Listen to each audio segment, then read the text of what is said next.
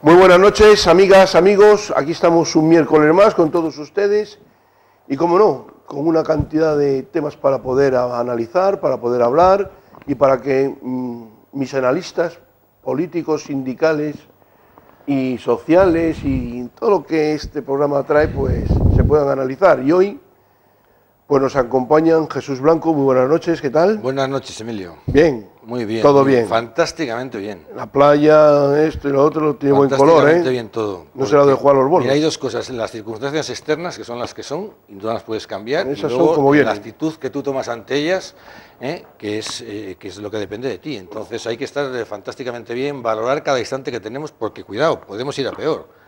Podemos ir a peor. Bueno, pues y ahora con hay que valorar el instante en el que estamos. Ahora con las barbacoas entre las costillas, las sardinas y el bonito, eso no, arregla todo. Además ahora con la Eurocopa bueno, eso también. se ha parado el mundo, no hay. Bueno, también nos acompaña don Alejandro Sánchez, ¿qué tal? Muy bien, Bien. Aquí estamos. Hombre, no tan optimista como Jesús, que está bien eso. Usted sigue con el gol, ¿no? Sí, ahí estamos. Y sigue también con la barbacoa ahora, ¿no? Sí, bueno, ocasionalmente. ¿Carbón de madera o mucha leña? Leña. Leña. Leña todo lo que se pueda. Leña al mono, para que caiga. Y cómo no, el hombre de la casa, Muy buenas, señor. don Rafael Sebranco, ¿qué tal estamos? Pues yo, como es una cosa del instante, yo un instante muy malo. Muy malo. Ya está. ¿Estás mal? Ya está. Tengo un instante malo. Bueno, pues oye, haz un poco de senderismo allí por tu tierra, por los picos, ya verás cómo te relaja, Hombre, eso mejora te mucho. recuperas, Eso mejora mucho te cualquier oxigenas cosa. bien Cualquier cosa. y ya verás cómo te recuperas Además, en han todo. puesto ahora un puente tibetano muy bonito, una pasada La Ermida. ahí en la La Ermida, Ermida, precioso, sí. es una ruta La Ermida. maravillosa. Sí. No, y va a haber otra vía ferrata también en el Valle de Cambalaña. Pues eso no está mal. Bueno, pues después de esta presentación y saber que nos están aquí con nosotros, lo primero me gustaría hacer un recuerdo. Se cumplen 25 años de lo que la banda asesina ETA hizo en el Hipercor de Barcelona y por lo tanto allí cayeron 24 personas y un sinfín, como 50 y tantas personas, más o menos o 60, que quedaron unas inútiles perdidas y otras, las pobres, pues psicológicamente muy mal y esto no tiene arreglo por mucho tratamiento y mucho que se lleve al final el recuerdo y el mirar para atrás. Siempre esta gente, por mucho que apoyemos, por mucho que hagamos, eso queda clavado y no hay quien lo saque ni con el mejor medicamento del mundo y por lo tanto son esas 24 personas, son todos esos gente que quedó mal y como no, en definitiva unas 800 y pico personas, cerca de 900, los que ETA ha venido asesinando y también muchísimos que ha dejado por el camino mutilados, perdidos y además de todo. Unos porque han perdido un miembro y otros porque de la cabeza han quedado destrozados. Y eso conlleva que también a sus familias también las han destrozado y a sus convecinos y a aquellos que sentimos el dolor de estas personas. Yo creo que estáis todos de acuerdo conmigo de que esto, menos mal que ya se ha ido quitando del medio, ojalá no vuelvan a resucitar esta gente y el terrorismo este pues quede... A mí me parece muy fuera de oportuno y muy necesario precisamente este recordatorio de las víctimas que se produjeron, de la brutalidad, del salvajismo, porque efectivamente es un símbolo en el centro de Occidente y en el centro de nuestra civilización de la barbarie. Es una enorme contradicción, enorme paradoja que nos ha pasado a los españoles. Y digo que es oportuno además hacer este recordatorio ahora que se está hablando de la política de reinserción de los presos etarras. Yo creo que hacer un llamamiento a los gobernantes sobre el cuidado que hay que tener con estas cosas me parece poco, Lo que estamos pidiendo los ciudadanos, lo que creo que piden las víctimas, los afectados más directamente, es que se cumpla la ley, como mínimo, porque habrá que recordar que tanto sufrimiento como han generado, y sin embargo no ha habido ningún acto de venganza, es decir, la sociedad española se ha portado de manera civilizada. Bueno, pues con el mismo comportamiento habría que exigir inmediatamente a la clase política, a los mandatarios, que sean cuidadosos con esto, que no jueguen con la reinserción, que el Poder Judicial hizo lo que tenía que hacer, condenarlos. Y la sociedad española ya no quiere más, sencillamente que cumplan su pena. ¿Qué es esto de la reinserción? De gente que cometió tantas brutalidades, tantos salvajismos. ¿Qué pasa? ¿Que por pedir perdón se van a la calle a tomar chiquitos? ¿Qué seriedad es esto? ¿Qué tranquilidad pueden generar en la sociedad española? Digo que es bueno recordar esto y recordar esto ahora. Y de nuevo insistir en los valores de la civilización, del humanismo. Y no aportamos nada, de verdad, sacando a esta gente fuera de las cárceles. Por mucha ley penitenciaria que haya, por muchos proyectos o reglamentos que tengan las instituciones penitenciarias, hay una decisión judicial. Lo que pide el sentido común es que se cumplan las penas. Si son 30 años, 30 años. Han cometido tantas brutalidades, han generado tanto daño, que es lo mínimo que se puede decir. Digo que era oportuno que precisamente ahora, que se celebra este 25 aniversario de un atentado brutal, coincida precisamente con esta política o con estas ganas de reinserción, etcétera, que tanto daño y tanto revuelo están generando en las víctimas precisamente. Bueno, yo es que no la recuerdo de vez en cuando. Yo tengo un perenne recuerdo con las víctimas del terrorismo, aunque solo sea por una cuestión ya personal, ¿no? Que eventualmente pude ser en un momento determinado, pues, o si no yo, bueno, mi familia muy directa pudo ser víctima, ¿no? Pero yo jamás olvidaré, nunca olvidaré las imágenes de ese reportaje de dónde estuvo enterrado en vida. ¿Os acordáis de Ortega Lara? ¿Os acordáis de aquellas imágenes donde estaban? Terrible, sí. Encima los canallas de ellos ya les había detenido la Guardia Civil y no querían decir dónde estaban. ¿Os recordáis, no? Que fue casi por una casualidad o, en fin, el empeño de un Guardia Civil que al final, esta máquina aquí, no sé, en fin, y lograron una cosa complicadísima, lograron sacarle. Y jamás recordaré, pues, aquella, pues bueno, ¿os acordáis de aquella Irene Villa? Aquella, siendo niña, como perdió las piernas. Jamás se borrarán de mi mente imágenes como aquellos guardias civiles. Me acuerdo precisamente de un guardia civil que era un atentado en una casa, no sé si de Vic o de Zaragoza, sobre unos cascotes con una niña yacente. Y lo nuestro de aquí de la Albericia. Sí, una niña. No, lo que pasa es que yo recuerdo aquella imagen, ¿no? Una niña yacente en brazos y al lado una señora corriendo o mal corriendo con un carrito vacío de niña al lado. Yo eso jamás lo olvidaré. Entonces, y conviene que jamás lo olvidemos, y esos son exactamente los mismos que reciben los chivatazos en el Faisán, y son los mismos que ahora se pretende, nuestro gobierno pretende reinsertar, con paños calientes, no son los reinsertar, es que encima les vamos hasta buscar un puesto de trabajo, ahora que no los hay. Yo creo, a mí me parece realmente estúpido el poder, sin ni siquiera plantearnos en un plano puramente teórico, el poder perdonar, el poder reinsertar a esta gente. Que, ojo, solo piden árnica cuando están muy fastidiados. Es que claro. Somos realmente tontos si pensamos en su rehabilitación. Tontos.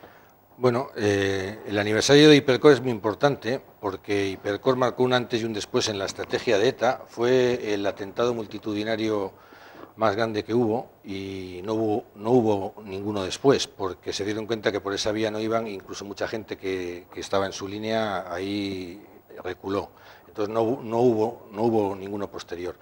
El otro atentado, digamos, mayoritario que hubo fue contra las Fuerzas Armadas en la República Dominicana, en Madrid, donde murieron 12 militares. En un autobús, sí. Un autobús, ¿no? Se fue, pero digamos fue contra las fuerzas de seguridad, pero contra la población civil discriminada hicieron eso, vieron que por ahí no iba y recularon y nunca más volvieron a hacer, y desde entonces se dedicaron al tema selectivo con los políticos, con los demás. Con respecto a ahora, vamos a ver. Me gusta mucho también recordar el tema Hipercor, porque el etarra que dirigía el comando, que es Caride, está en la cárcel con 900 años, no va a salir ni por mucho, porque con el expediente que tiene no es de los que esté en la vía de salir, pero está arrepentido convencidamente, no de los de la boca pequeña. Y no va a salir y no va a tener ningún beneficio, pero se está reuniendo cara a cara con todas las víctimas que quieren de Hipercor, y se ha reunido ya con varias. Y a él le está sirviendo como catarsis, y a la gente que va allí dice que también, ¿vale? Entonces, quiero poner, y lo está haciendo más en contra de la política de la banda etarra, porque yo creo que perdonar es bueno para todas las partes, ¿eh? Perdonar es bueno sobre todo para el que tiene la capacidad de perdonar, porque decían a un emperador romano, a Calígula, la venganza la puede ejercer cualquiera, pero el verdadero poder es la clemencia, ¿no? El perdón. Lo que pasa es que para que haya perdón tienen que darse las condiciones. Entonces, lógicamente, no se puede dar perdón a cambio de. Entonces, ahora mismo no estamos en ninguna condición, no estamos en las condiciones para que ni se pueda hablar de perdón, porque hay unas víctimas que han sufrido ahí, efectivamente, la gente que ahora mismo pueda ser excarcelada sin cumplir sus penas, pues lógicamente no es, aunque se arrepientan con la boca pequeña, es que aunque se arrepientan ellos, no se arrepienten sus hermanos o sus padres o la sociedad adverchale, ¿me entiendes? Entonces, para que haya perdón, tiene que pasar un tiempo donde efectivamente la victoria sea de la democracia, ellos hayan perdido, se hayan entregado, hayan hecho una reflexión interna y dentro de 4 o 5 años digan, señores, pedimos perdón de todo, estamos arrepentidos, esto no sirvió para nada, ¿me entiendes? Y entonces las víctimas podrán desde su fuero interno decir, ¿perdonamos o no perdonamos? Pero no es el momento. Bueno, pues aquí lo dejamos. Ojalá que no ocurra ningún asesinato más, ojalá que las cosas se queden como están ahora, que parece ser, aunque ha habido un llamamiento por parte de la cúpula de ETA a todos sus dirigentes que están en Sudamérica que vengan para Francia, y eso... Es más a nivel político, ¿eh? Sí, sí. Porque son los que están legales, los que pueden coger el pasaporte, sí, los que puedan venir, pero bueno, que estas más... cosas, en el fondo, al personal normalito y corriente le da sensación de ¿para qué? ¿Para qué? ¿Para qué? Y ese para qué, pues... Forma parte de una negociación. Sí, pero el que no entra en negociaciones, el que entra en el día a día, el que no quiere, esas cosas le asustan. Y como le asustan, pues los dejo ahí y no vamos a seguir, porque para eso hay un gobierno... No, pero mientras el mundo etarra vea que por detrás, por delante, con negociaciones, con pequeños pasos, con Pachis López, con Urcullus, con el ministro del Interior que acaba de tal, que andan ahí brujuleando, pues van a seguir brujuleando. Si se encuentran con un Estado que dice, señores, que no, ahí estamos, que no, ustedes admiten su derrota, pasan el tiempo, lo digieren y piden perdón, y esa es la única salida. Eso es lo que estaba transmitiendo la gente de la calle. No admite estas cosas, lo que admite es que no. Ese es el que no. Bueno, pues dicho esto, hay cosas muy puntuales, como la dimisión del presidente del Consejo del Poder Judicial. Parece ser que el jueves la va a llevar a cabo. Parece ser de que por adelante y por atrás hay más cosas que no la dimisión.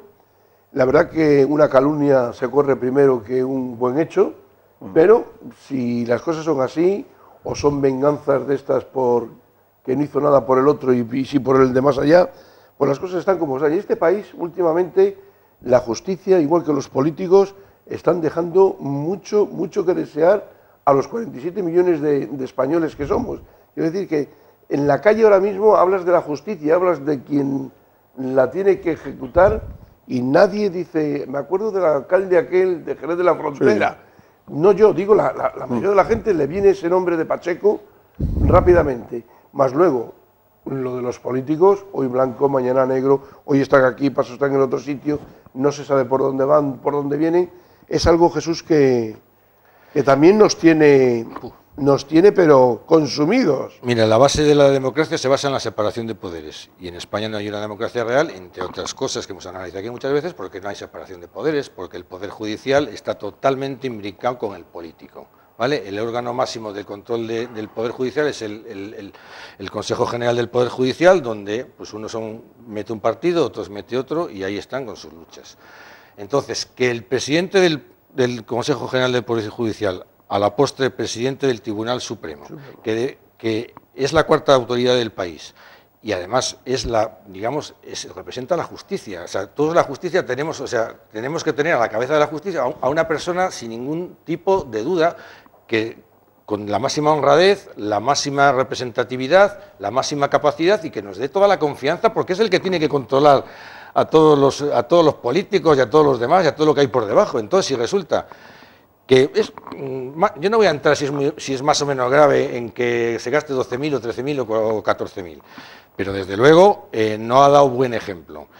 Y lo que pasa es que el que denuncia tampoco denuncia porque eso se sabe, si se sabe hace 5 años, denuncia ahora porque es de la facción contraria y está cabreado porque este señor ha condenado a Garzón, que también a su vez tiene implicaciones políticas. Entonces al final dices, ¿los jueces son libres? Pero si están entre ellos como una comunidad de vecinos, o sea, es una cosa vergonzosa. ¿Qué personajes son esos? ¿Qué mediocridades? ¿Qué mezquindades? Entonces, ¿cómo voy a confiar yo en la justicia si los más altos representantes de la justicia son esos señores? Y cuidado, y además hacen un daño atroz a la justicia, porque, y tú lo conoces, y como abogado, yo como perito, vamos a los juzgados aquí, en Santander hay unos jueces maravillosos, jueces que no salen en los periódicos, jueces que trabajan 9 horas al día, ¿me entiendes? Y ¿cómo estarán esos jueces sabiendo cómo se habla de la justicia de sus representantes con esos señores? Entonces, esto no se puede permitir, pero mientras no haya un cambio estructural, digamos, en las estructuras de cómo se escoge y la independencia del Poder Judicial, pues vamos a andar ahí. Pero, desde luego, esto hay que cortarlo. Sí, yo creo que todo lo que nos está pasando pone de manifiesto que, efectivamente, nos faltan muchas cosas para mejorar la democracia. Hay una democracia perfecta, hay una democracia que se está acercando a la perfección, y hay una democracia que está dando los primeros pasos, y yo tengo la impresión de que nuestra democracia deja mucho que desear. Está dando los primeros pasos. En muchos casos está hasta balbuceando, si se puede decir. No podemos confiar en el sistema bancario, algo que nosotros teníamos casi como sacrosanto, ¿no? Es decir, te ofrecía unas ciertas seguridades, o creías tú, que el sistema bancario, donde cada cual tenía sus ahorros, etcétera, nadie le podría engañar. Aquí están los últimos datos que ponen de manifiesto que hay que coger el dinero y salir corriendo, ¿no? Pero es que había otro sistema, que era el sistema judicial, que también era muy reverenciado, la gente tenía muchísima confianza en él, y como dices tú, Jesús, ahora se pone de manifiesto que hay una enorme desconfianza aquí. ¿Pero por qué? No tanto porque reciban críticas generalizadas como cualquier organismo público que tiene que ser objeto de críticas, no, porque las prácticas que están poniendo de manifiesto son absolutamente inapropiadas. Este señor hace unos gastos por ahí que podrán ser todo lo legales que quieran, podrá figurar dentro del reglamento de funcionamiento del Consejo General del Poder Judicial que quiera, pero que no es presentable, como decía Jesús, que no es ejemplarizante. Y lo mínimo que podemos pedir en una personalidad de esta naturaleza, que representa un poder fundamental del Estado, es que sus comportamientos y sus actitudes lo sean. Lo sean. Cuando pierda la confianza los ciudadanos en las instituciones, pierden la confianza en la democracia. Y la culpa ya no la tienen los ciudadanos. La tienen aquellos señores que han abusado, que han usado de manera partidista las instituciones públicas. Por eso, cuando la crítica, o cuando los medios de comunicación, o cuando los partidos políticos reclaman unos comportamientos absolutamente impolutos de la clase política, de los dirigentes, están tocando en lo fundamental. Es que no debería permitirse que personas de estas pulularan por ahí, ¿no? Y sin embargo, el señor ha intentado defenderse de manera patética, porque claro, al final, ¿cómo se puede defender? Si es que no tiene defensa. Yo lo que temo es que no se vaya todavía, porque si se quisiera haber marchado, ya lo habría hecho, ¿no? Dice que anunciaba una decisión rotunda y no sé qué para el miércoles que viene. Esperemos que lo haga. Pero tenía que haberse marchado a la primera, nada más que les ponían de manifiesto todas sus vergüenzas, que esta es la realidad. Pero yo lo que siento, este país no dimite nadie. Yo lo que siento más que nada, y más que el caso particular, que puede afectarle a él seguramente más que a nadie, tal, es la incidencia que esto tiene en la configuración de la convivencia democrática. Lo demás, me importa tres narices, lo digo sinceramente. Pero claro, esto hace un enorme daño a la convivencia democrática, a la seguridad que tiene la gente en las instituciones, etcétera, etcétera. Y ahora nos piden que hagamos nuestro compromiso solidario de pagar los impuestos, etcétera. ¿Cómo se compadece una cosa con la otra? Es para decir, ¿cómo se compadece? Estamos pagando los impuestos para que estos señores no lleven ningún control del gasto público. Es un contrasentido. Fijaros lo siguiente, en estos momentos, a lo mejor, posiblemente solo nos queda confiar en la Guardia Civil y en la Policía Nacional. Es que, ¿os dais cuenta que todos los grandes poderes del Estado están tocados? Empezó el rey, dando un espectáculo, que por cierto es el único que por lo menos se ha disculpado. Eso iba a decir. Pero después, evidentemente, el otro poder, el Ejecutivo y el Legislativo, no hay por dónde cogerlo. No hay por dónde cogerlo. Y claro, y en esto llega el Poder Judicial, y también. No hay nada salvable de este régimen. Hasta lo del Vaticano, si te has dado cuenta. Hasta lo del Vaticano. Yo creo que sí que es una gran oportunidad para que en España empecemos a crear algo que podemos llamar la segunda democracia, teniendo la generosidad de llamar a este régimen degenerado, partitocrático o de oligarquía democrática en el que vivimos, vamos a dar la generosidad de llamarla democracia de la segunda democracia. Y esta es una buena oportunidad. Y un momento que el presidente del Consejo General del Poder Judicial, que forzoso recordar que fue designado en un verano y de común acuerdo entre dos personas. Esta es una democracia en la cual solo es necesario que voten dos personas, que son el representante del PP y el representante del PSOE. Estos tipos se juntan y designan al presidente del Tribunal Supremo, designan, si quieren, al de Radio y Televisión Española, designan esto, deciden que Mengano va a ir por el partido de número 1 o no en toda la comunidad autónoma, y estos tíos se juntaron, fue Rajoy el que lo reveló. Nos hemos puesto ya de acuerdo en la renovación del Consejo General del Poder Judicial, y el presidente es este, el que ha salido, el famoso digo. Y bueno, que se va a salir. Oye, y justo esto lo dijo a la semana siguiente, se juntó el Consejo General del Poder Judicial, se constituyó y elegido por unanimidad, porque todos los que están en el Consejo lo que hacen es obedecer a quien les ha puesto, o el PP o el PSOE. Es que acabas de dar con Entonces, tú das cuenta, es el arquetipo básico de cualquier democracia, que tú lo has dicho muy bien, saltado por los aires. Esto es una auténtica vergüenza. Y ahora es una buena oportunidad. Esta sería la oportunidad. Descrédito absoluto, además, con la coña marinera de que ha sido esta semana, el lunes, se celebra el bicentenario del Tribunal Supremo. Y va su presidente Díbar al acto. Fíjate, en el bicentenario del Tribunal Supremo. A esto hemos llegado. Claro, pero es que ¿sabes qué pasa? Que nadie muerde la mano del que le da de comer. Entonces, el Poder Judicial, si hubiese un Poder Judicial independiente, pues seguramente la casta política que ha acampado por sus anchas durante 20 años a nivel nacional, autonómico y municipal, y nos han saqueado y han hecho lo que han querido, si supiesen que había unos órganos judiciales ahí independientes, donde cuidado que de oficio, incluso el fiscal general iba a entrar a tal, pues se hubiesen atado más los machos.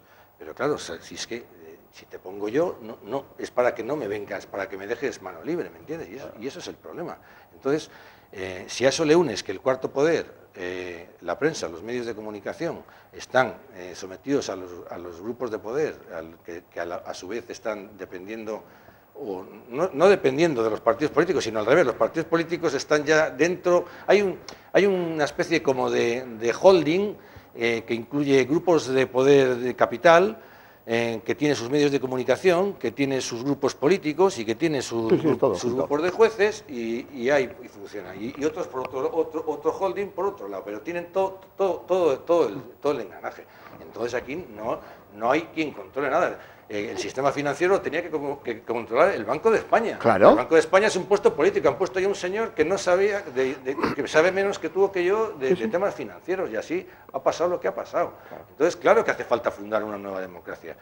¿Y cómo se hace eso, Rafael? ¿Qué hacemos? ¿Salimos a cómo? Porque los que tenían que hacerlo no lo van a hacer. Porque les va el sueldo y la vida en no hacerlo. Les va el sueldo y no hacerlo, porque aquí llevamos diciendo cosas de sentido común que reclaman la calle, y que no es que seamos más listos que nadie, pero llevamos diciéndolo cosas que hay que hacer, que es que se ve clarísimo que hay que hacer, sobre la vertebración del Estado, sobre el modelo de Estado, sobre el control del sistema financiero, sobre la reducción de la casta política, sobre la reducción de empresas públicas puestas ahí y manejadas más o menos a discreción.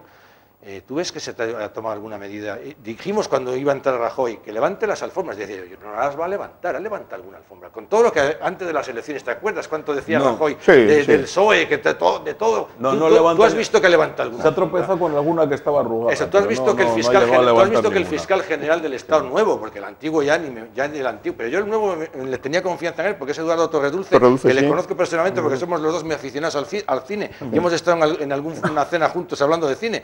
Y es una persona súper, de verdad, súper maja, Y entonces tenía confianza en él, pero ya veo yo lo que está haciendo. De momento ha cerrado la reapertura posible del 11M, que que lo único que sabemos es que no ha sido lo que dicen que ha sido, eso es lo único que sabemos, no sabemos nada más. Y ha tenido una oportunidad de reabrir el caso y lo ha sobreseído. No, y ahora mismo se está inhibiendo en el tema de la investigación de todos los desfalcos que ha habido en la CAM, en Bankia, en todo el sistema financiero, que el gobierno bien dice, no, yo no voy a meterme, ya hay un fiscal general, y tiene razón, y no está haciendo nada.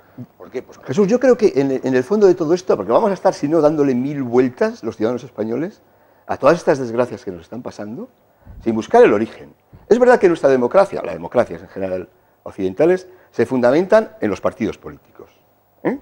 Estaremos seguramente de acuerdo en que nuestros partidos políticos se configuran en la transición de manera precipitada, con una normativa muy permisiva, digamos, para los órganos de gobierno, para lo que llaman los grupos enrocados, los aparatos de los partidos, ¿no?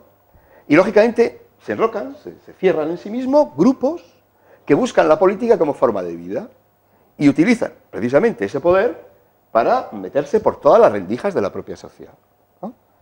Precisamente esa situación, esa estructura propiamente de los partidos políticos, ha condicionado el resto de la democracia.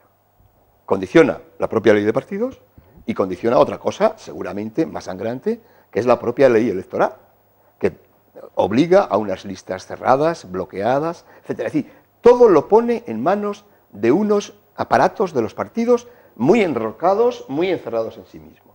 Eso no facilita para nada la participación democrática, que sería el único resquicio que nosotros tendríamos para ir criticando e ir mejorando, lógicamente, todos aquellos aspectos negativos que observáramos en el vivir colectivo. Bueno, esto no es posible. ¿Por qué? Porque precisamente es la naturaleza de los partidos tal como se configuraban. Decía aquel ministro de Asuntos Exteriores, Morán, que era una persona un intelectual muy fino, que solamente tendría sentido ese tipo de partidos y así organizados en una época de transición, donde parecería lógico, hombre, que nos atáramos un poquitito los machos y que fuéramos dando pasos seguros, no fuera a ocurrir que nos precipitáramos, etc. Pero pasados 30 años, que los partidos políticos en nuestro país no sean democráticos, cuando son las herramientas fundamentales para generar participación democrática, esto no lo entiende nadie. Bueno, yo creo que lo primero que habría que hacer, por lo tanto, es democratizar los partidos políticos en su funcionamiento. Hasta que esto no hagamos, está contaminado todo el sistema democrático. Es decir, ¿qué nos lleva a, como decíamos, el hecho de que desde un mando a distancia las organizaciones de los partidos políticos condicionen lo que pasa en el Congreso de los Diputados, en el Parlamento de Cantabria? Entonces, ¿para qué elegimos a nadie? ¿Para qué elegimos a nadie? Si es después del secretario general del partido aquel que han votado 20.000 militantes, el único que manda. Es que es el único que manda, Jesús. Si es que nosotros tendremos que darnos cuenta de la situación en la que estamos. Y ese señor, que es el que dice lo que hay que votar sí o no, qué gran paradoja, no paradoja, qué gran tristeza cuando las votaciones observamos que hay un señor que dice la 2, la 3 y todos 300 señores. Sí, aguanta, sí, aguanta. Mira, yo te voy a decir una cosa. Por cierto, hay un lío en ciernes con un senador del Partido Popular por León que dice que no va a seguir la disciplina del tema de la minería. Con el tema de la minería. Sí, yo creo, y acabo en esto, pasa todo precisamente porque en el origen se modifiquen todas estas organizaciones políticas. Ustedes van a funcionar de acuerdo a estos planteamientos.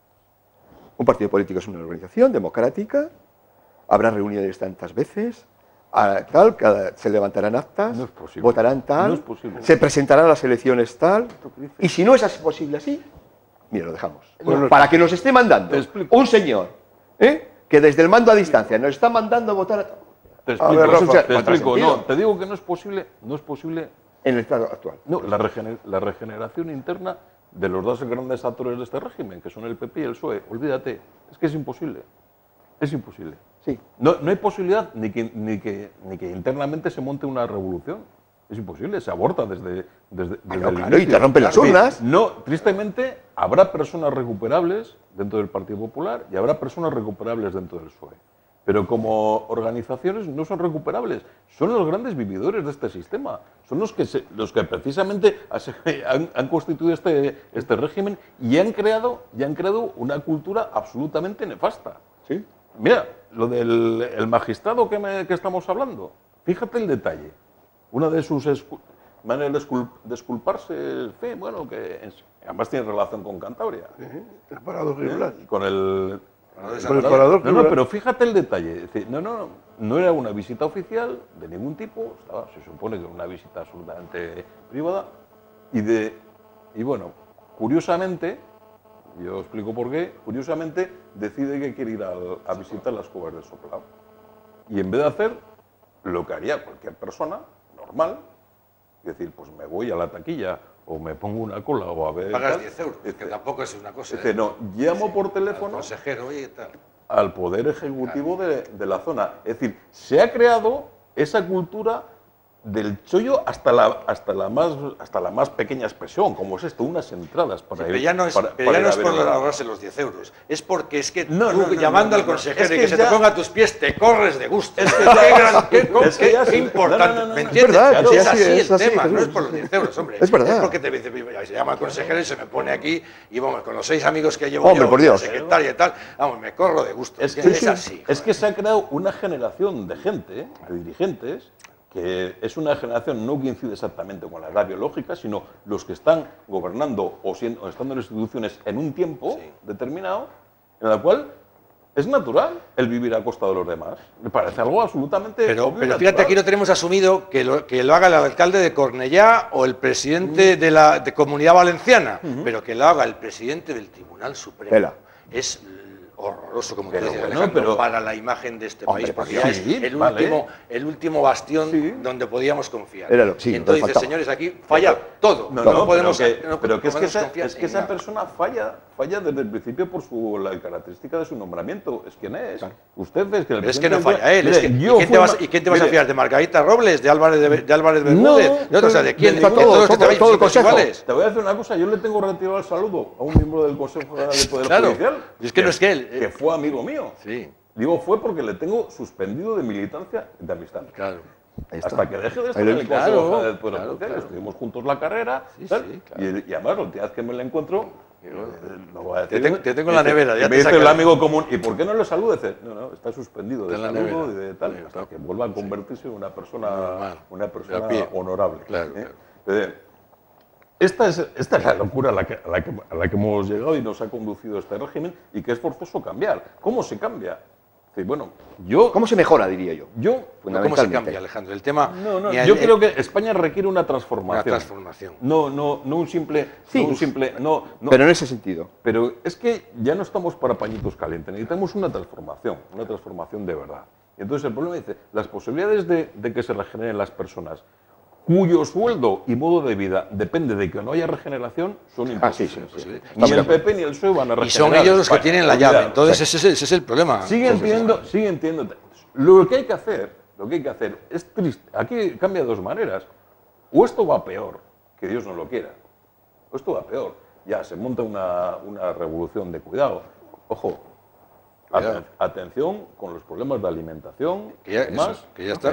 Cuando la gente pasa hambre, cuidadito. Vamos a dejarlo ahí, que lo podemos tener. Bueno, podemos tener a la vuelta. O bien, grupos de gente forman organizaciones destinadas a reformar la vida política. Bueno, Rafa, pues dicho esto y sabiendo lo que va a hacer este señor el próximo jueves, sabiendo de que la justicia tenía que ser un poder separado de toda clase política y que sean ellos mismos los que lleven el tema, es verdad que hace falta una revolución, pero una revolución no para modificar, sino para cambiar, porque hay que cambiarlo, el sistema hay que cambiarle, llevamos 30 y tantos años de democracia, el sistema está podrido, y probablemente hay cosas que los ciudadanos reivindican en la calle, lo que pasa que a lo mejor esos partidos políticos, y sobre todo esos dos monstruos de partidos, son los que no dejan hacer las cosas. Perdón un segundo. Pero no, déjame para terminar, por favor, Jesús. Bueno, vale.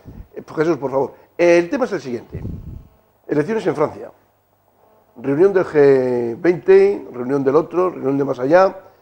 Y seguimos diciendo que los españoles nos tenemos que seguir apretando los cinturones. Seguimos pagando impuestos como los suecos. Muchísimos impuestos para lo poco que percibimos a cambio. Se hablaba de la alimentación. Se hablaba de los 5 millones largos de parados, es un 25% de la población que tenemos parada. Y la gente en la calle dice, hombre, todos los sacrificios lo tienen que hacer los ciudadanos de a pie. Esa clase política que estáis hablando ahora vosotros tres, en la cual yo estoy aquí calladito escuchando muy atentamente, porque yo tengo también mi sensibilidad, ¿no?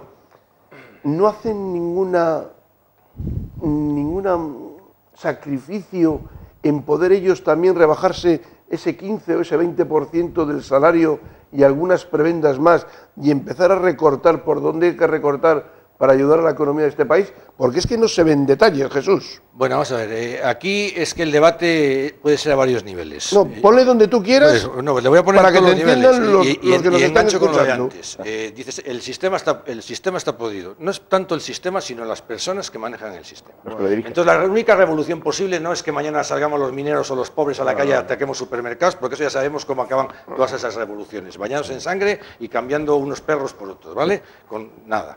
La única revolución, y lo iba diciendo, es la de la conciencia individual y por ende colectiva. ¿Me entiendes? Sí, Mientras sigamos con la conciencia individual de que aquí lo que tenemos que hacer cada vez, el sentido de nuestra vida es enriquecernos o llegar a niveles de máximo poder, entonces estamos prostituyendo nuestro sentido de vida y de ahí educamos más a nuestros hijos, educamos más a la sociedad, los políticos salen con esa idea y salen a lucrarse, entonces hay que empezar a cambiar nuestro paradigma del sentido de la vida, porque ahora se dice, y ahora bajo de nivel. Bajo de nivel. ¿Cómo se ha causado esta crisis financiera? Esta crisis financiera es una crisis financiera, de origen financiero, que se origina cuando Reagan y Thatcher, o sea, lo más neocon en los años 80, quitan la regulación del sistema financiero por los estados. Y desde entonces dicen, los mercados son sabios, hombre, dejarles a los mercados que cuiden, que son los que saben, ¿vale? Entonces, claro, son los lobos los que cuidan a las ovejas, y los lobos en 25 años nos han devorado las ovejas. Porque los mercados en ese momento son los que tienen el poder de que haya más o menos dinero en circulación. No billetes, pero sí dinero, y te digo cómo. Porque tú eres un financiero, yo te doy $1000, tú prestas aquí 900 y ya hay 1900. Prestas, les devuelve a meter y ya hay 3800. O sea, tú tienes la capacidad de que haya de los 1000 convertirles en 5000 en 5 días. Y en un momento dices corto y fuera, ¿vale? Entonces hemos dado a los mercados la posibilidad de inflar y que explote.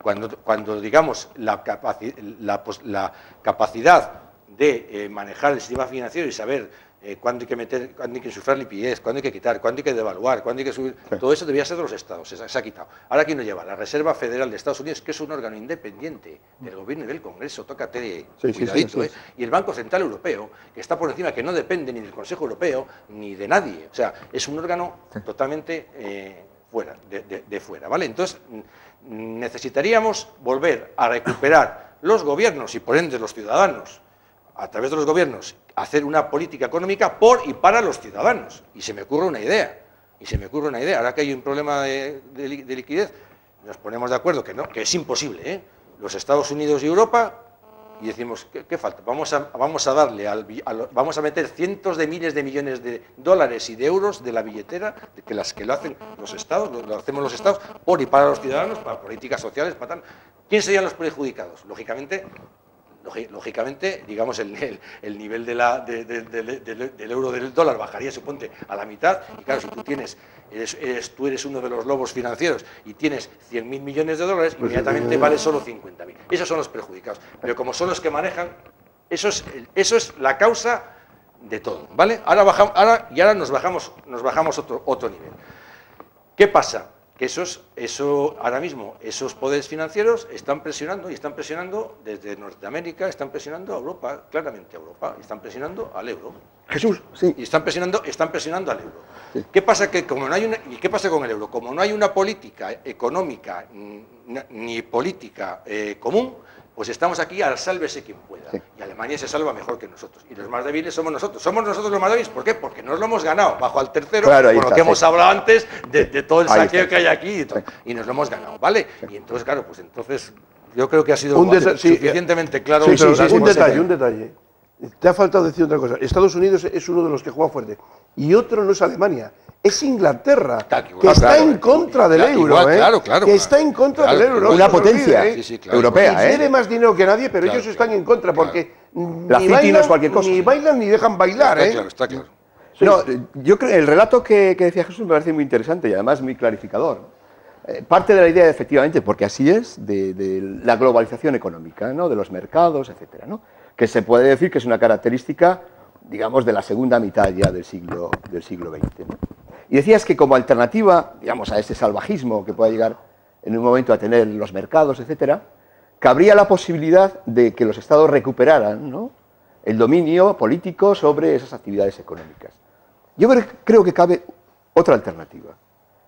O precisamente que además, o al lado de esa globalización económica, haya una globalización política que domine precisamente ese dinamismo de los mercados. Si no globalización en términos generales, poniendo esto entre comillas, al menos que Europa tenga capacidad política. Es decir, sea una entidad suficientemente integrada en lo financiero, en lo bancario y en lo político para dar cobijo precisamente a todos los Estados miembros. Es lo que te acabo de decir, Gerard. Exactamente. Es que si no, no tiene sentido. Claro. Es decir, si tú tienes una economía y, como decía Jesús, no puede ni jugar a la devaluación o no de la moneda para... Es que, señores, es que vamos a terminar pidiendo ánicas por ahí, ¿eh? Y no quisiera yo alimentar el pesimismo, pero esta es la realidad, ¿eh? No alimentas. Claro, no, pero es una realidad como...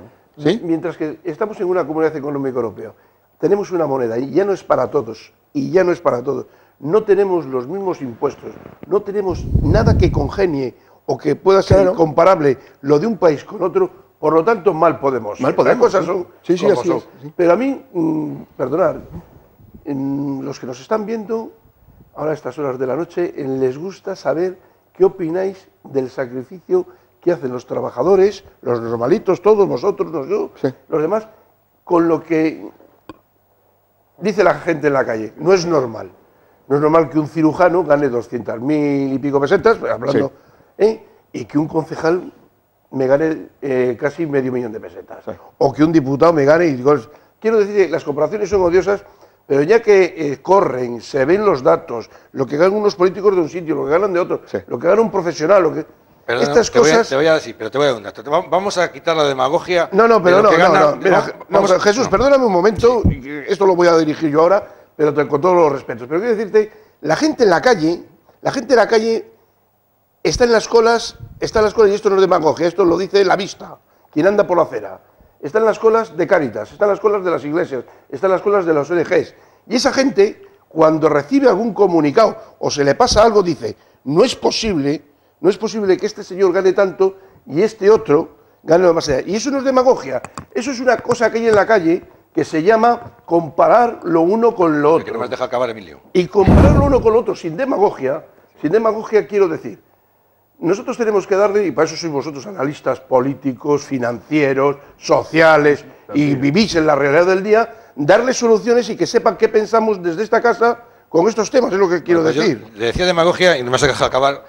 Vamos a ver, estoy totalmente de acuerdo en que aquí en España hay muchísima gente ganando mucho dinero de lo público sin merecerlo, y encima llevándoselo claro. Por ejemplo, el señor Izquierdo, el consejero de la CAM, que arruina la CAM, que nos cuesta dinero a los españoles, y encima se lleva 14 millones de euros y dice que ahora va a perdonar 6, que solo con 7 se conforma. Cuando el fiscal general del Estado tenía que meterle donde tenía que meterle. Hay que ir a por él.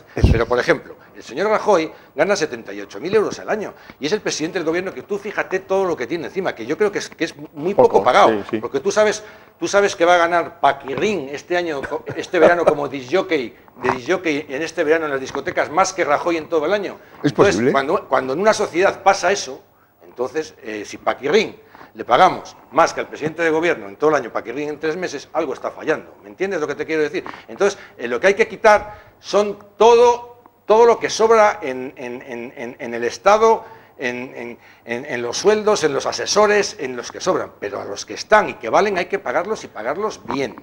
A los que valen hay que pagarlos bien. Bueno, pues dicho eso, Jesús, lo comparto, porque a los que valen hay que pagarlos, pero yo creo que es que no me has llegado a coger a dónde va el trasfondo. No es normal que un concejal de festejos de un pueblo donde hay 700 habitantes pueda... Es que se nos tiene que cobrar. Ese es el tema, por ahí va el tema. Y resulta que tú que estás allí te están presionando, ese es el tema. Y es a donde digo yo que no es la demagogia. Claro. Sí, no, yo estoy absolutamente de acuerdo. Ese es el tema. Lo demás, hombre, lo de Rajoy, hombre, que gane más un presidente de comunidad autónoma, que es el mismo presidente del gobierno de España, pues hombre, en mi cabeza entra que eso no puede ser así, y lo es, y lo es. Yo creo que precisamente en ese contexto que hablábamos antes de renovar, de transformar, de mejorar las cosas, yo creo que es donde ahora se están situando casi todos los asuntos de la vida pública. Y yo creo que es ahí donde señalan los ciudadanos. Los ciudadanos quieren, mira, adelgacen ustedes esto, de la administración, claro, el modelo este administrativo, claro, que no hacemos otra cosa nada más que pagar, de 4 partes que pagamos se llevan 3. Pero si es que esto es una locura. Si es que tenemos más funcionarios y más políticos que en Alemania. Si es que no cabe en ninguna cabeza esto. Es decir, que es necesaria la regeneración, la reforma, la mejora, todo esto que digamos, es imprescindible, es imprescindible. Y claro, cuando los ciudadanos ya por la calle, como dices tú, en la cola de la carnicería, te dicen esto, te quieren decir que se bajen el sueldo estos señores que no hacen nada, efectivamente. El concejal de ese pueblo con 60 habitantes, ¿qué tal que se va a ganar? Nada, nada, si quiere, y si no, otro se hará cargo de ello. Ahora, un Estado autonómico. ¿Cuántos dijimos un día? ¿Cuántos parlamentarios regionales? Bueno, ¿qué sé yo? Pero en total hay 466.000 y pico políticos eso no es razonable, que cobran. Eso es el modelo de Estado, no con puede ser. 47 millones y Alemania con Asesores, 18 claro. tiene 3 veces menos que España. Emilio, y 6 administraciones. Emilio, con el agravante de que es muy difícil que esto lo podamos explicar en el contexto de la Unión Europea, ¿eh? Cuando la Unión Europea dice, ¿pero qué lío tienen ustedes que no pueden tomar una decisión, que tienen que consensuar con no sé quién, que las comunidades autónomas no están de acuerdo, que otras... ¿Qué locura es esta? Si este es el asunto que nosotros tenemos que replantearnos. Miren, la administración pública tiene como finalidad resolver los asuntos de los ciudadanos, punto más. Se acabó. Hacer los países ya se hizo en la época medieval, en la época del Renacimiento. Y ahora hemos hecho que nos hemos integrado en Europa. Basta ya. No nos lo vamos a estar haciendo todos los días. No vamos a estar permanentemente dudando de que si somos españoles o no. No vamos a estar permanentemente diciendo si somos cántabros, si somos asturianos. Pero ¿no se dan cuenta que eso son cosas que ya no nos pertenecen? Que de lo que hablan los ciudadanos europeos y toda la modernidad, habla de los beneficios para los ciudadanos. Habla de ciudadano. Y no se dice en ningún sitio, comunidad, ni historia. Hablan de los ciudadanos. Y lo que nos debe preocupar es si los ciudadanos viven bien o no viven bien. Lo que nos debe preocupar es si los recortes que se han hecho en la sanidad y en la educación hay que hacerlos porque no queda otro remedio. Pues miren, señores, antes de eso hay que intentar recortar por cantidad de sitios. Entre otros, Emilio, por una administración excesiva. Ahí sí. Y esto lo creo que lo tenemos que decir clarísimamente a los ciudadanos. Es la única forma de transmitir una cierta confianza en ellos. Mire, caminemos por ahí, forcemos por ahí, porque por ahí sí. Pero que no nos toquen servicios fundamentales. Que no nos toquen la sanidad, que no nos toquen la posibilidad de que mi hijo, de que nuestros hijos tengan un futuro. Se busca que las generaciones jóvenes tengan la posibilidad de hacer un país mejor. Don Rafael, mira, por ir terminando, porque me quedan 2 cosas que preguntaros. Sí, no, bien, el problema, sí, eso es lo que habéis contado y estoy de acuerdo con ello. Pero es que lo que pasa además es que estos han sido autores de lo que nos pasa ahora. No nos olvidemos. Es decir, es que no, claro, sí. Está en principio, lo ha dicho el Fondo Monetario Internacional no hace muy poquito. Es decir, ¿cómo narices ustedes, y han hecho la culpa de toda la cuestión del rescate, que se está a punto de ejecutar para España, cómo ustedes han permitido, cómo el Banco de España ha permitido que se fusionen cajas por criterios meramente políticos? Bueno, las cajas han desembocado en lo que han desembocado por actuaciones meramente políticas. Sí, sí, así es.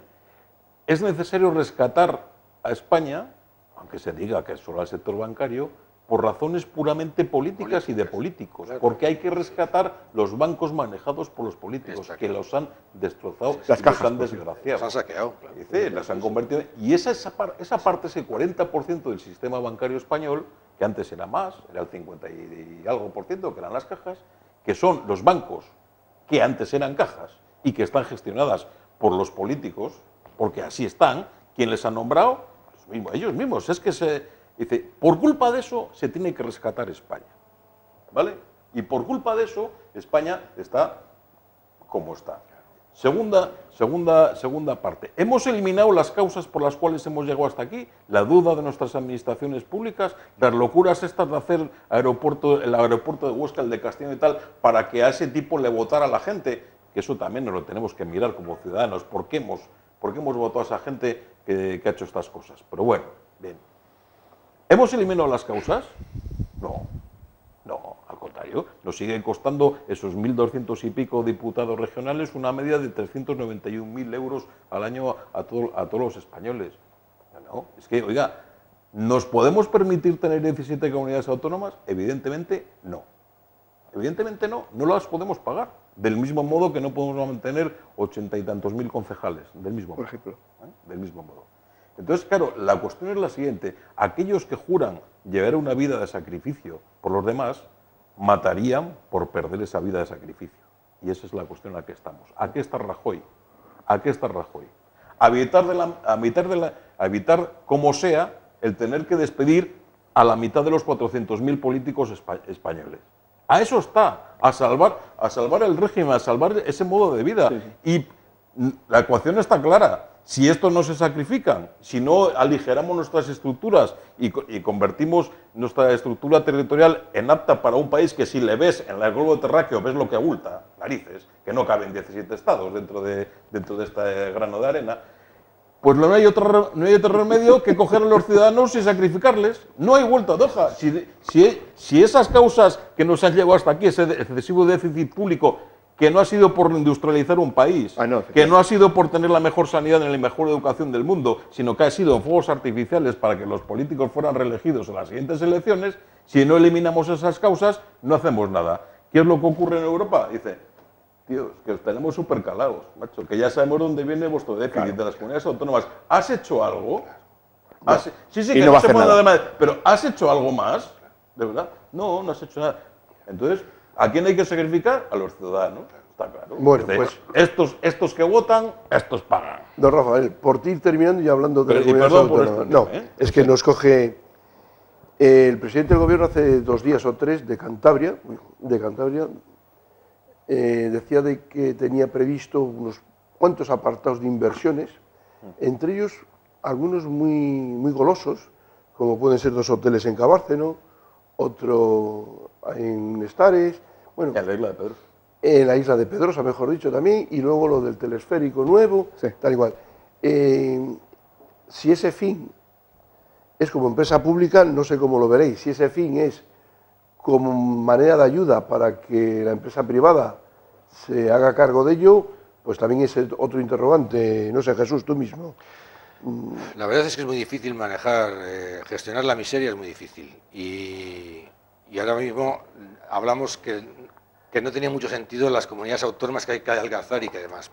Pero ahora nos centramos aquí en casa, en Cantabria, que tiene una deuda y que tiene que cumplir con un déficit, o sea, que no tiene un... No tiene nada. Y a la vez ve como le viene de arriba, del Estado, pues unas políticas de ajuste que nos están todavía machacando a los ciudadanos. Y entonces los ciudadanos exigen al gobierno de Cantabria, con razón, oye, que llevas un año y que no has hecho nada y que estamos a peor. Y entonces, pues entonces andan, pues como han andado, como andaba Zapatero, como andaba Revilla, como anda Rajoy, andan a ver alguna idea por ahí, un teleférico aquí, pan por hoy, hambre para mañana. No hay una idea de estructura, no hay un análisis del porqué de las causas, no hay un plan estratégico global, no hay nada. Ahí simplemente pues lanzar hoy aquí, el centro botín aquí, el teleférico de la Vega de Paz, un no sé qué, un hotel en no sé dónde. En Pedrosa, eso es un plan estratégico, eso es un analizar, un plan global, digamos, de reestructuración y relanzamiento de la economía de Cantabria. No, seguramente es muy difícil hacerlo, ¿eh? También te lo digo. Sí, yo no lo tomo muy en serio este tipo de cosas. Hombre, cuando se viera efectivamente un plan que afectara a todas las estructuras o sectores sociales, industriales, agropecuarios, incluso efectivamente del turismo, vaya, pero no se ve eso. No hay un plan de gobernanza que se diga, nosotros queremos una región que en el año 2020 tenga esta fisonomía, tal. Si además no puede, como decía Jesús, si no tienen dinero, sí. Para esas iniciativas se necesita precisamente pues darles un primer impulso económico, etcétera, y no hay un real.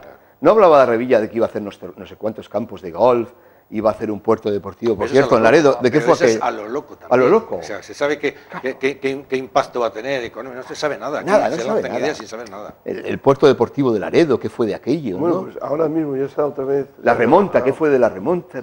Estas tonterías, claro. se va generando un desprestigio en la clase política que al final la gente pues contesta como te contesta. Pues no me lo tomo en serio, pues que digan lo que quieran, ¿no? Y es una pena y una tristeza, efectivamente. Es que son los planes aquí, ya te digo, pues lo de comillas, y resulta que ahora vais y se está cayendo. Se cae ahora. Es que no tengamos allí un centro de referencia mundial. Pero es que se cae. Está cayendo lo que teníamos. Es que se está cayendo. Es que es un chiste, claro. Es que es un chiste. Bueno, Rafa, ¿puedo ir terminando? Sí, no, la verdad es que nuestras posibilidades son muy pequeñas. Por eso falta dinero. Probablemente las únicas posibilidades de mantenimiento de Cantabria como comunidad autónoma sea o pasen por devolver al Estado la sanidad, devolver la educación, por lo tanto se crea una especie de concentración de recursos en otras cuestiones que hoy no se pueden hacer. Sí. Hoy, yo creo que hoy Cantabria, con pagar la sanidad y la educación... Y además te quitas muchas reivindicaciones y Claro. reclamaciones de los ciudadanos que ya no te tienen que venir a ti, que vayan al gobierno central, te dejan margen de maniobra a ti para trabajar en otras... y yo creo que sería fundamental. claro, Y yo incluía la justicia. Sí, también. También. Pero tenemos, bueno, y lo que hace el presidente del gobierno es, pues bueno, pues la costumbre de todos estos años pasados, intentar ilusionar de algún modo con estas cosas De tenernos entretenidos un poco. Bueno, algo, de contar algo y demás. Pero el gran reto al que nos enfrentamos, y nos enfrentamos en Cantabria y a nivel nacional, es el siguiente, que tú reclamabas, vosotros reclamabais antes, la economía al servicio del ciudadano. Ese va a ser nuestro gran reto, porque todas estas actuaciones, siguiendo el ejemplo de las del presidente del gobierno de Cantabria, no son susceptibles de crear masivamente puestos de trabajo. Entonces, nuestro gran reto va a ser cómo conciliar el mantenimiento de grandes dosis de paro y de larga duración, que es así, no engañemos a la gente. No engañemos a la gente, hay parados en determinadas edades que lo van a tener muy difícil para volver a emplearse. Eso lo tenemos que conciliar con un progreso del país y una cierta justicia social. ¿Cómo lo vamos a hacer? Esa es la gran cuestión, porque a esa gente, y ese parado de larga duración al cual no podemos emplear, tampoco le podemos dejar sempiternamente, simple y llanamente, con una paga de mera supervivencia, que es el subsidio. Eso es nuestro gran reto, y convertir todo el dinero que destinamos a estos subsidios en dinero productivo y en convertir a esas personas en gente productiva. Ese es nuestro reto y nos lo tenemos que inventar. Esa es la cuestión. Bueno, pues nos pondremos a estudiar ese reto. Y por último, tenía más cosas del tintero de esta región, pero lo vamos a dejar para otro próximo programa. Ha habido las elecciones en Francia. Ha vuelto a ganar el presidente, con mucha holgura además, pero la verdad es que nos pasa como en España. El personal cada vez está más defraudado de ir a llevar la papeleta a la urna. El porcentaje de asentismo es algo considerable. Con esto, darme una opinión breve. Para mí, sin duda no voy a quitar importancia al triunfo del socialismo, y además que ratifica el triunfo que había tenido Hollande hace un mes, ¿no? Pero efectivamente la otra gran noticia inmediata es la abstención, ¿no? Hay una desafección en toda Europa hacia la política, seguramente menos marcada que en nuestro caso, pero en todo caso tan preocupante, porque si efectivamente la gente no desprecia o desdeña la actividad política, la democracia, etcétera, pues la alternativa es espantosa.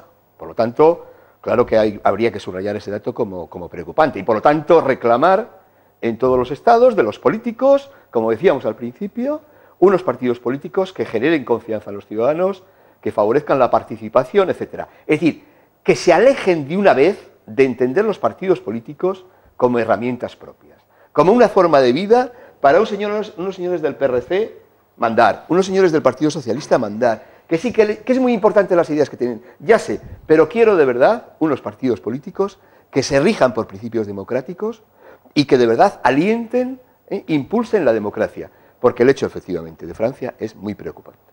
Bueno, yo quiero decir, abundo en lo mismo, la desafección de la población ahora mismo con la clase política, pues debido al funcionamiento de la clase política en estos últimos 20 años, que en el caso de España pues nos han saqueado, ya habíamos visto dónde estamos, y que vemos que, como dice Rafael, siguen en sus 13 y no están cambiando ningún modus operandi, con lo cual yo vuelvo a repetir que lo he dicho muchas veces y me hubiese gustado equivocarme, nunca he votado, y menos mal que tampoco he votado esta última vez, porque que hubiese votado al que han votado todos, pero menos mal que no le voté, porque ¿qué pasa hoy con los políticos? Aquí en Francia y en todos los sitios. Sí, ahí está. O sea, digamos, el desencanto de la clase política, de la partitocracia, y que además hoy, y ya me bajo al último escalón del debate donde estaba antes, es que los políticos que hay en Francia, en España, donde sea, no tienen capacidad de maniobra, Alejandro. Sí, también no tienen capacidad de maniobra. Sí. O sea, si están a ver lo que les mandan, si es que no pueden hacer nada. No pueden hacer nada porque, claro, porque tienen el remanente de una deuda brutal, que solo con a ver cómo pago la deuda me están poniendo todas las condiciones fuera, sin ningún tipo de solidaridad ni empatía dentro de la Unión Europea. O sea, los alemanes están a salvar su culo claro. y a darnos en el nuestro. Entonces, ¿cómo los ciudadanos? Quiero decirte que Hollande en su momento salió presidente y decía, vamos a cambiar la política de derecha de Sarkozy por la socialdemocracia de Hollande. Hollande venía en la campaña electoral diciendo, voy a cambiar, voy a hacer. Lleva 2 meses, ¿qué ha hecho? Las orejas gachas y a ponerse a lo que le dicen, como todos. ¿Qué más da? Así es. Bueno, lo que ha pasado con Hollande y con el Partido Socialista francés en Francia probablemente sea lo mismo que pasó aquí en noviembre con el Partido Popular. Lo mismo, exactamente igual. Se convirtió en un valor refugio donde la gente, pues bueno, vamos a bater con la finalidad de que esto cambie. Pero lo que se patentiza y es obvio es que los ciudadanos sienten o sentimos una traición absoluta por parte de nuestras instituciones y de nuestra representación política. Pues efectivamente, razón, si están atados de pies y manos, claro. Pero porque ellos quisieron que fuera así. Es decir, estamos hablando antes de la globalización, ellos quisieron que funcionara así, ellos quisieron que el gran capital, que no lo digo desde una óptica marxista, el gran capital, los grandes poderes económicos, campen a sus anchas, y además consiguieron y propiciaron que todas las industrias que creaban empleo en Europa occidental se fueran de Europa, y aquí estamos nosotros, pues que nos gustaría, ¿sabes por qué? Nos gustaría tener fábricas españolas en España en vez de fábricas españolas en China, en Pakistán. Pero no hablo de los de hoy, Ya se viene, no hablo de los hablo de los políticos de hoy. Los políticos antes son los que lo permitieron, no lo permitieron porque fueron torpes o fueron engañados, lo permitieron porque a ellos les interesaba. Claro. Bueno, pues muchas gracias, don Jesús Blanco, muchas gracias, don Rafael Sabrango, muchas gracias, don Alejandro Sánchez. Muchas gracias.